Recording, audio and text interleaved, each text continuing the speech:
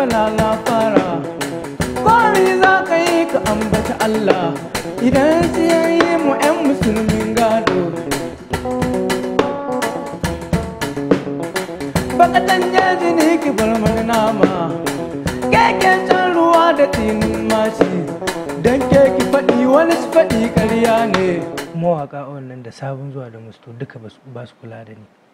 To kai ne baka je inda suke ba ko su ne in kaje suke koraka ko ba su san karabe su? Su ne ba su san in rabe su don ka a ce ga dan gidan Sa'adu Bori. Ok, saboda idan ka fito su watakila za su kwanta ke. Ainihin ruwa akwai ruwa sai Allah.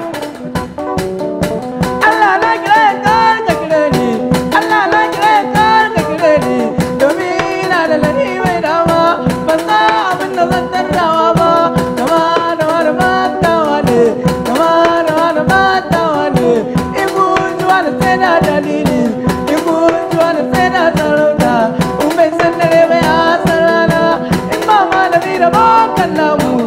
Lokacin da na fara waka raso marigayi sai da waka ba ta cikin rayuwa ta. Marigayi ba kenan? Sa'adu Bori. Wato mahaifinka? Mahaifina ba. Da yana da rai ko cewa kai sai na yi waka ba ni son waka ko kaɗan. Raso shi ce dai waka ta shiga raina. To zai kai shekara nawa da ka fara waka? Ya kai shekara 8.